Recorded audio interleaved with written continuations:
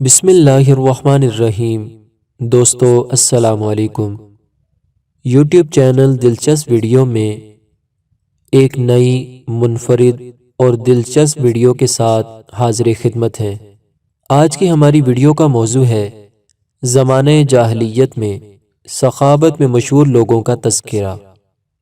گزارش ہے کہ جو ہمارے دوست اس چینل پر نئے ہیں وہ ویڈیو کے نیچے سبسکرائب کے لال بٹن کو پریس کر دیں اور ساتھ ہی ساتھ بیل کے بٹن کو بھی پریس کریں تاکہ آپ کو ہماری نئی آنے والی ویڈیوز کا نوٹیفیکیشن مسلسل ملتا رہے۔ اور باقی دوستوں سے بھی گزارش ہے کہ اس ویڈیو کو لائک اور شیئر ضرور کریں تاکہ یہ اہم معلومات آپ کے دوسرے دوستوں تک بھی ضرور پہنچ جائے۔ دوستو، زمانہ جاہلیت میں سخاوت میں مشہور جن لوگوں کا تذکرہ آج ہم اس ویڈیو میں کریں گے ان میں حاتم بن عبداللہ طائی، حرم بن سنان، خالد بن عبید اللہ اور کعب بن امامہ ایادی زمانہ جاہلیت کے مشہور سخی ہیں، جبکہ حاتم طائی اور کعب ان میں سے زیادہ مشہور ہیں۔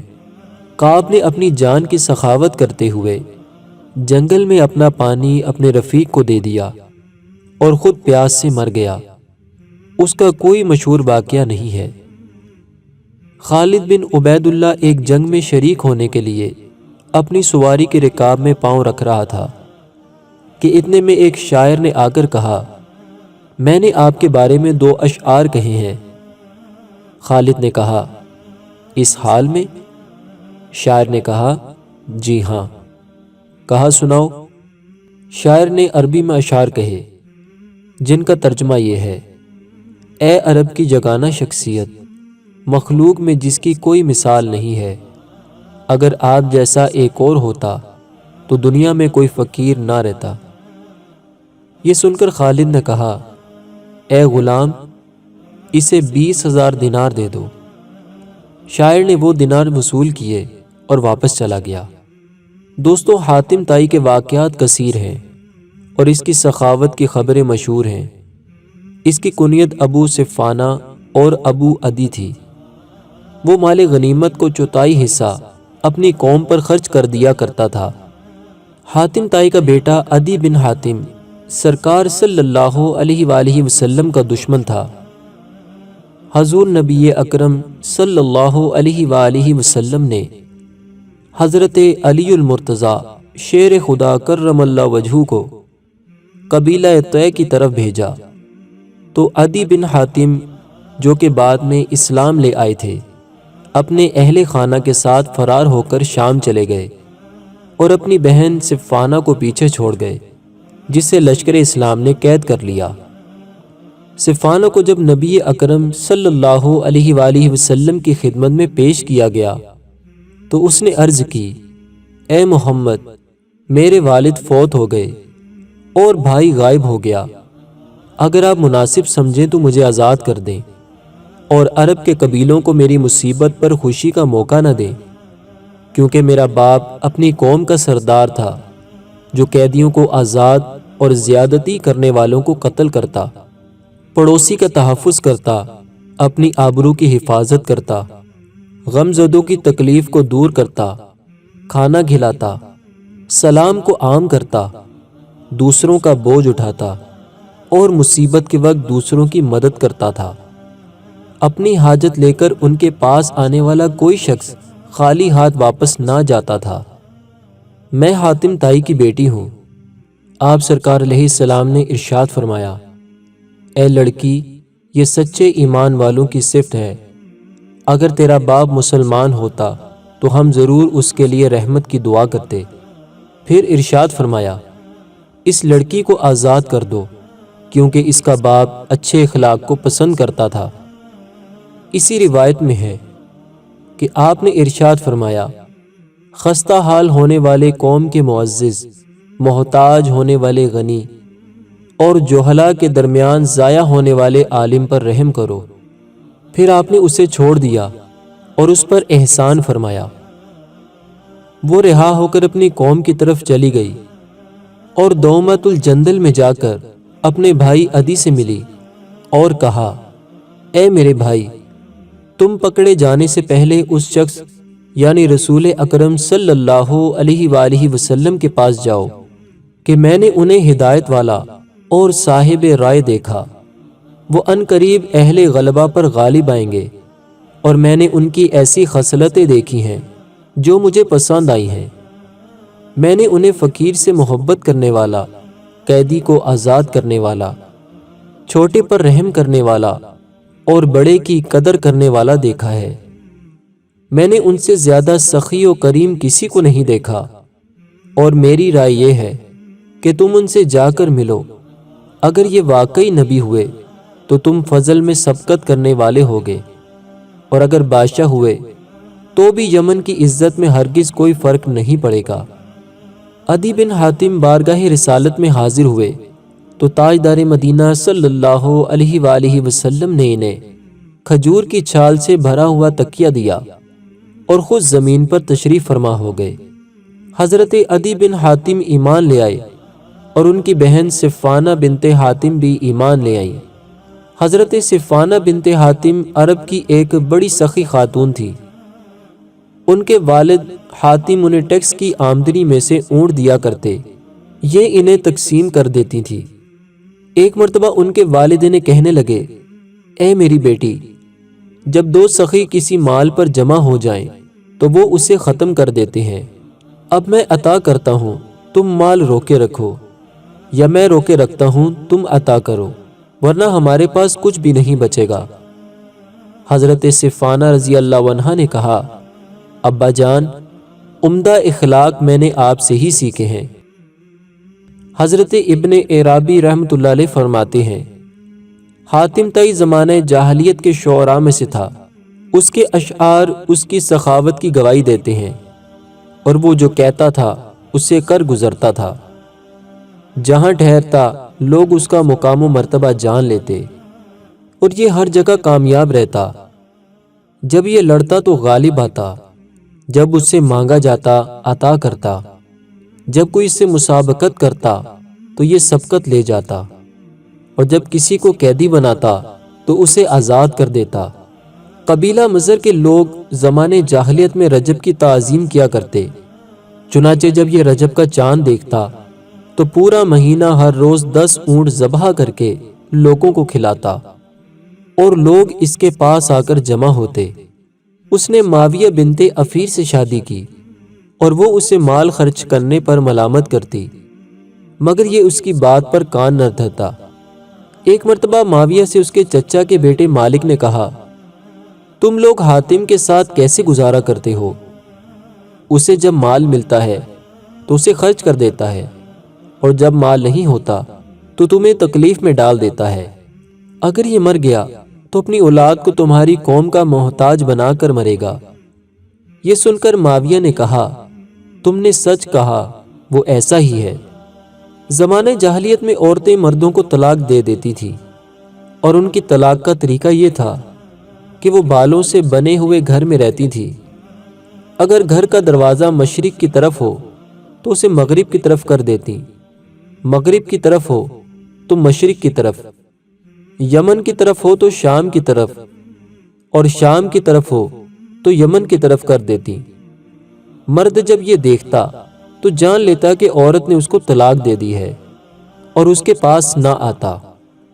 معاویہ کے چچا زاد نے اسے کہا، تم حاتم کو طلاق دے دو، میں تم سے شادی کر لیتا ہوں، میں تمہارے لیے اس سے زیادہ بہتر ہوں اور زیادہ مالدار ہوں، میں تمہارے اور تمہاری اولاد کے لیے مال بچا کر رکھوں گا۔ وہ اسی طرح معاویہ کو ورغلاتا رہا، یہاں تک کہ اس نے حاتم کو طلاق دے دی۔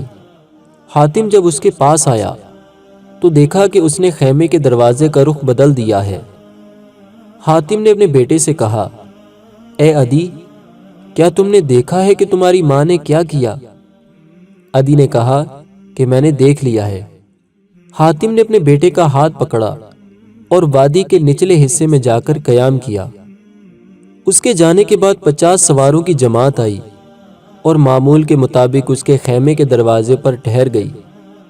انہیں دیکھ کر معاویہ پریشان ہو گئی اور اپنی لونڈی سے کہا، میرے چچا زاد مالک کے پاس جا کر اس سے کہو کہ حاتم کے مہمان ہمارے پاس ٹھہرے ہیں، اور وہ 50 مرد ہیں۔ ہماری طرف کوئی ایسی چیز بھیجو جس سے ہم ان کی مہمان نوازی کریں، اور انہیں پلانے کے لیے دودھ بھی بھیجو۔ معاویہ نے لونڈی سے کہا کہ مالک کی پیشانی اور منہ کو غور سے دیکھنا، اگر وہ خوش دلی سے پیش آئیں تو اس سے لے لینا، اگر وہ منہ بگاڑے اور سر پیٹے تو اسے چھوڑ کر واپس آ جانا۔ لونڈی جب اس کے پاس پہنچی تو وہ دودھ کی مشک سے ٹیک لگا کر سو رہا تھا۔ لونڈی نے اسے جگا کر پیغام پہنچایا اور کہا کہ ابھی رات کا وقت ہے، جب تک لوگوں کو حاتم کے ٹھکانے کا علم ہو جائے ایسا کرنا پڑے گا۔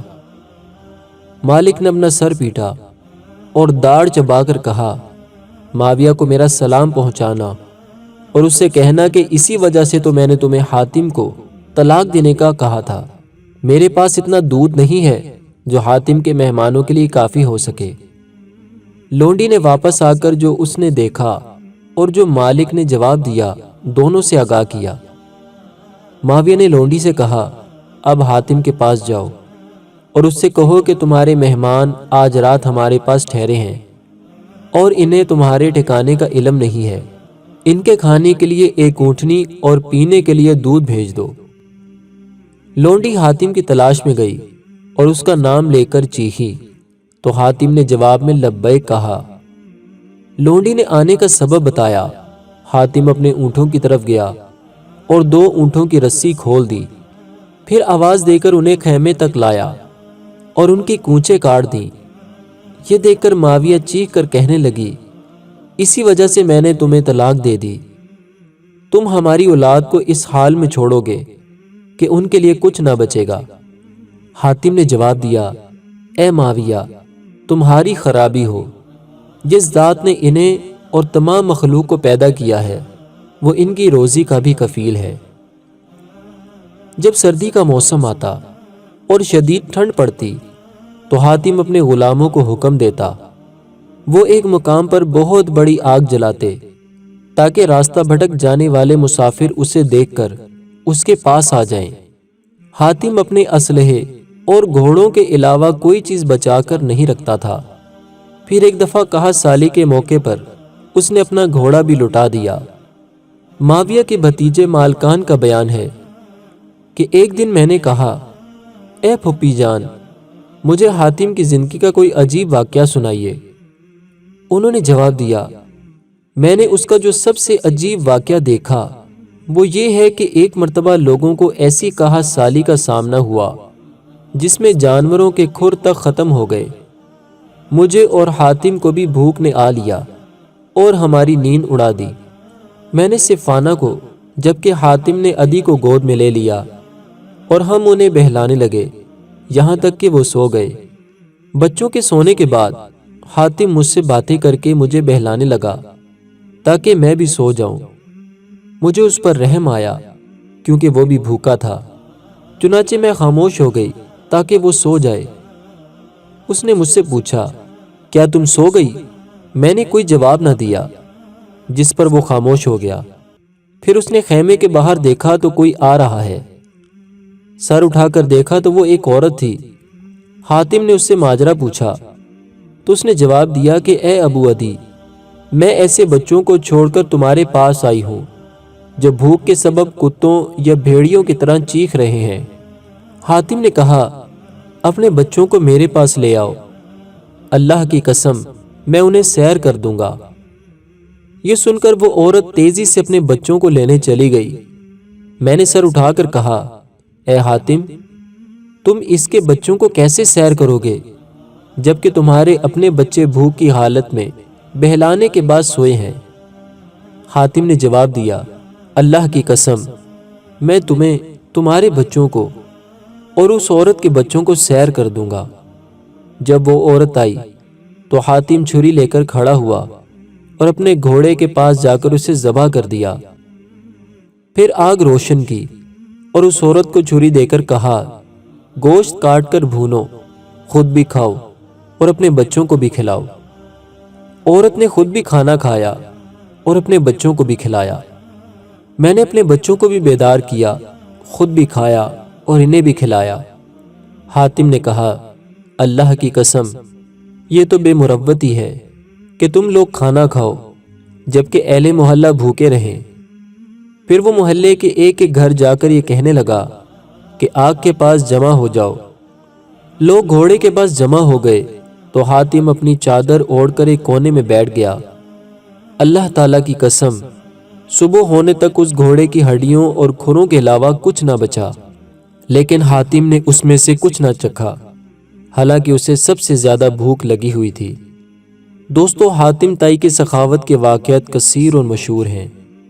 ایک قوم نے حاتم طائی کے قبیلے طے پر حملہ کر دیا۔ حاتم اپنے گھوڑے پر سوار ہوا، اپنا نیزہ سنبھالا، اپنے قبیلے اور خاندان میں لڑائی کے لیے ندا کی، پھر حملہ آوروں سے مقابلہ کر کے انہیں شکست سے دوچار کیا اور ان کا پیچھا کرنے لگا۔ اس دوران حملہ آوروں کے سردار نے اس سے کہا، اے حاتم، اپنا نیزہ مجھے دے دو۔ یہ سن کر حاتم نے اپنا نیزہ اس کی طرف پھینک دیا۔ اس پر حاتم سے کہا گیا کہ آپ نے اپنی جان کو ہلاکت پر پیش کر دیا، اگر وہ پلٹ کر حملہ کرتا تو آپ کو قتل کر دیتا۔ حاتم نے جواب دیا، میں بھی اس بات کو جانتا ہوں، لیکن جو کہے مجھے دے دو تو اس کا کیا جواب ہے؟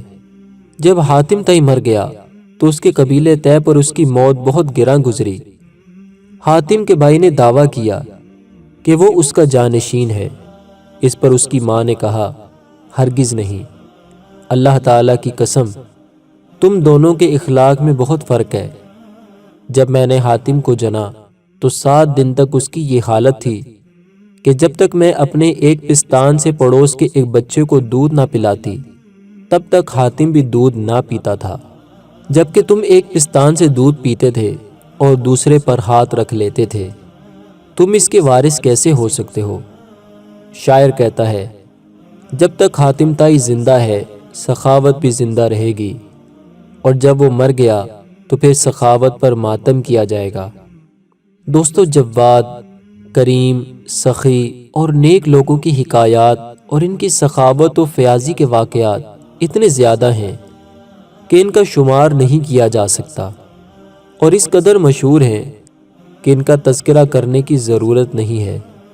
ایسے ہی فضائل کو پانے کے لیے باہم مقابلہ کرنا چاہیے، اور عمل کرنے والوں کو اسی کے لیے عمل کرنا چاہیے، کیونکہ اس میں دنیا کی عزت اور آخرت کا مرتبہ ہے، اور یہ تذکرہ باقی رہنے کا ذریعہ ہے، کیونکہ ہم دیکھتے ہیں کہ زمانے میں صرف تذکرہ باقی رہتا ہے، چاہے وہ اچھا ہو یا برا ہو۔ اس لیے تم عمر کی فرصت اور دنیا کی امداد کو غنیمت جانتے ہوئے ان سخی لوگوں کی طرح سخاوت کا عمل آگے بھیجو۔ ان کی طرح تمہارا بھی ذکر خیر ہوگا، اور ان کی طرح قیامت کے دن کے لیے ذخیرہ جمع کر لو۔ اس بات کو جان لو کہ جو کھا لیا وہ بدن کے لیے ہے، جو دے دیا وہ آخرت کے لیے ہے، اور جو پیچھے چھوڑا وہ دشمن کے لیے ہے۔ اب تم ان تینوں میں سے جسے چاہو اختیار کر لو۔ اور آخر میں دوستو، یاد رکھیے کہ آخرت میں ثواب اور جنت کا حقدار صرف وہ شخص ہوگا جس کا ایمان پر خاتمہ ہوگا۔ اپنے ایمان پر خاتمے کی بھی دعا کیجیے کہ اے مالک و مولا، ہمارا ایمان پر خاتمہ فرما، ہمیں ایمان و عافیت اور تندرستی والی زندگی عطا فرما، ہم دنیا میں رہیں تو شان سے اور دنیا سے جائیں تو ایمان سے۔ اللہ رب العزت ہمیں بھی سخاوت کرنے کی توفیق عطا فرمائے، آمین یا رب العالمین۔ دوستو، آپ سے گزارش ہے کہ اگر آپ کو ہماری یہ درد بھری ویڈیو پسند آئی ہے تو اس ویڈیو کو لائک کریں، اور اپنے دوسرے مسلمان ساتھیوں کے ساتھ اس ویڈیو کو شیئر ضرور کریں۔ ہو سکتا ہے آپ کے ایک شیئر کرنے سے کسی مسلمان کا دل چوٹ کھا گیا اور اس کے دل کی دنیا زیر و زبر ہو گئی، اور وہ راہ راست پر آ کر سچا پکا مسلمان بن گیا، تو آپ کی بھی دین و دنیا سنور جائے گی۔ اللہ رب العزت کی پاک بارگاہ میں دعا ہے کہ اللہ تعالی ہم سب کو صحیح معنوں میں سچا پکا مسلمان بنائے، اور حضور علیہ الصلاۃ والسلام کا سچا پکا عاشق بنائے، آمین یا رب العالمین۔